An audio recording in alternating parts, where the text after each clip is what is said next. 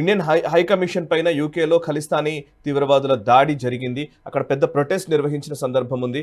అప్పుడు మన భారతదేశం కూడా చాలా సీరియస్గానే రియాక్ట్ అయింది. కొంతమందిని అరెస్ట్ కూడా చేశారు. వాళ్ళ మీద చర్యలు కూడా తీసుకున్నామని చెప్పారు. కానీ ఇప్పుడు రీసెంట్గా ఈ వారంలోనే మన విదేశాంగ శాఖ మంత్రి జయశంకర్ గారు యూకే పర్యటనలో ఉన్నప్పుడు ఆయన కారులో ఎక్కే సందర్భంలోనే ఖలిస్తానీ వ్యక్తులు, ఖలిస్తానీ ఉగ్రవాదులు వాళ్ళు ప్లకార్డులు పట్టుకొని ఆయన పైకి అటాక్ చేయడానికి రావడం చూసాం మనం. సడన్ గా కొంత పోలీసు వాళ్ళు అక్కడున్న సెక్యూరిటీ సిబ్బంది రియాక్ట్ అవ్వడంతో కొంత ప్రమాదం తప్పింది. కానీ లేకపోతే జయశంకర్ గారి పైన నేరుగానే దాడి జరిగేది. సో ఇది నిజంగా చాలా సీరియస్ పరిణామం. దీన్ని భారతదేశం కూడా చాలా సీరియస్ గానే తీసుకున్నట్టుగా తెలుస్తోంది. సో ఒకసారి దీని గురించి వివరాలు చెప్తారా? దీని రిపర్కేషన్స్ ఏ విధంగా ఉండబోతున్నాయి? అంటే మనకు చూస్తే కనుక ఖలిస్తానీ శక్తులని 5 ఐస్ పెట్టి పోషిస్తున్నాయని చెప్పి మనం గతంలో కూడా చాలాసార్లు చర్చిస్తున్నాం. ఈ సమస్య అన్నది మనకు ఆంగ్లో సాక్సన్ దేశాలలో మాత్రమే మనకు కనిపిస్తుంది. UK, Canada, USA, Australia, New Zealand, ఈ 5 దేశాలలో కనిపిస్తుంది.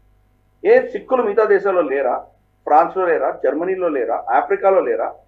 గల్ఫ్ దేశాల్లో లేరా? సౌత్ ఈస్ట్ ఏషియాలో లేరా? అన్ని ప్రాంతాల్లో ఉన్నారు కదా వీళ్ళు. అక్కడ ఎందుకు మనకి ఖలిస్తానీ వాణి వినిపించట్లేదు? ఈ 5 దేశాల్లోనే ఎందుకు? ఇది అర్థం చేసుకోవాలి. ప్లస్ ఈయన చట్టం హౌస్ లో ఈయన మాట్లాడుతూ, ఒక ఓపెన్ హౌస్ లో మాట్లాడుతున్నప్పుడు వీళ్ళు ఆల్రెడీ అక్కడ వెనకాల రోడ్డు మీద ఇంతమంది వాళ్ళు గుమిగూడుతూ ఉంటే వాళ్ళ పోలీస్ ఏం చేస్తోంది?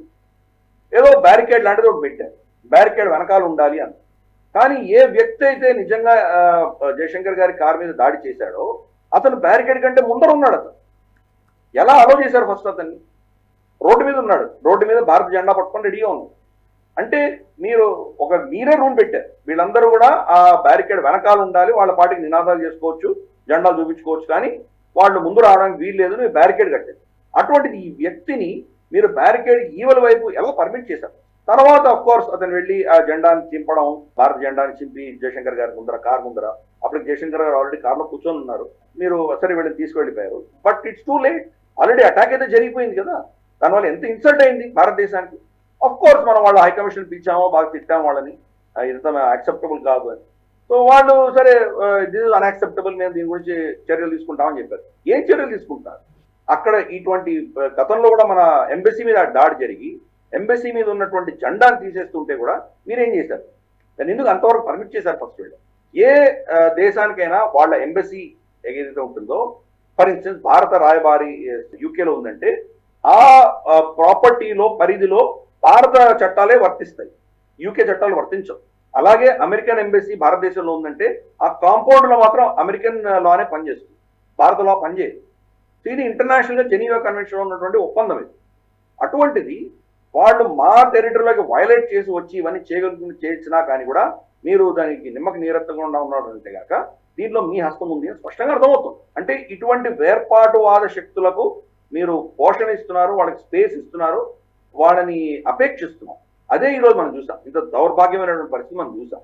గతంలో కూడా మనం చూస్తే కెనడాలో మన అంబాసిడర్ మీద ఎటువంటి దాడులు జరిగినాయో, ఆయన వీసాలు వెసులుబాటు కలిగించడానికి, పాస్పోర్ట్ రెన్యూలకి సహాయం కోసం గురుద్వారాకు పెట్టి, కానీ గురుద్వారా ఆయన మీద దాడి ఎలా జరిగిందో మనం చూసాం. కాబట్టి ఈ 5 దేశాల్లో మాత్రమే ఈ దాష్టికం ఉన్నది. మరి ఇప్పుడు డొనాల్డ్ ట్రంప్ వచ్చారు కాబట్టి దీన్ని ఆయన ఏ విధంగా దాన్ని పరిగణిస్తారో మనం చూడాలి.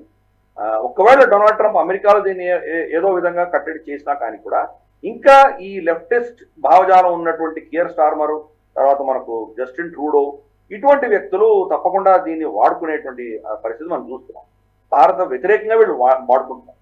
కానీ అదే పంథాలో యూకే భారతదేశంతో ఎఫ్టీఏ కోసం ప్రయత్నిస్తాం, ఫ్రీ ట్రేడ్ అగ్రిమెంట్ కోసం ప్రయత్నిస్తాం. మీరు మాకు వ్యతిరేకమైన శక్తుల్ని ఏం చేయరు, కానీ మీతో మేము వాణిజ్యం చేయాలా? ఎందుకు చేస్తాము? సో మనం కూడా కండిషన్స్ పెడతాం కదా. సో అందుకని ఈ హిపోక్రసీ వల్లనే ఈ రోజు దాకా యూకే తోటి మనం ఒప్పందం చేసుకోలేదు. ఆల్మోస్ట్ మనం చూస్తే కనుక బోరిస్ జాన్సన్, థెరిసా మే, అప్పటి నుంచి కూడా ఈ చర్చలు జరుగుతున్నాయి. ఎంతో మంది ప్రధానమంత్రులు వచ్చారు పోయారు, అయినా ఈ చర్చలు కొలికి రావట్లేదు. ఎందుకు?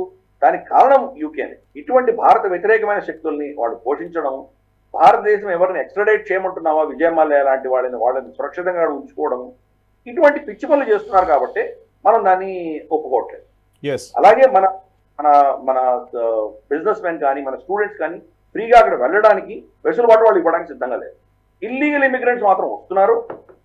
ఆ దేశాన్ని కంప్లీట్ గా సర్వనాశనం చేసేటువంటి వాళ్ళు వచ్చినా వాళ్ళకేం పర్వాలేదు, కానీ లీగల్ గా ఒక విధమైనటువంటి సివిలైజ్డ్ పద్ధతిలో అక్కడికి వెళ్ళి పని చేయడం లేదా చదువుకోవడం చేయడానికి వెళ్తున్నటువంటి వాళ్ళకి మాత్రం ఇబ్బందులు కలిగిస్తుంది. కాబట్టి అటువంటి దేశం మరి దాని భవిష్యత్తు ఏమవుతుంది?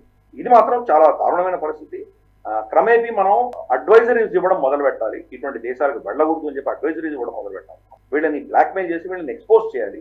వీళ్ళని కంప్లీట్ హిపోక్రసీని బయట ప్రపంచ పటంలో వీళ్ళ ముందు తీసుకురావాల్సిన ఆవశ్యకత మనకు. ఈ వీడియో మీకు నచ్చినట్టయితే లైక్ చేయండి, 10 మందికి షేర్ చేయండి. అలాగే కామెంట్ల రూపంలో మీ అభిప్రాయాలను మాతో పంచుకోండి. Nationalist hub group of channels ను సబ్స్క్రైబ్ చేసుకుని తెలుగునాట జాతీయవాద జర్నలిజాన్ని ప్రోత్సహించండి. ఈ వీడియో కింద ఉన్న బెల్ ఐకాన్ పై క్లిక్ చేయడం మర్చిపోవద్దు.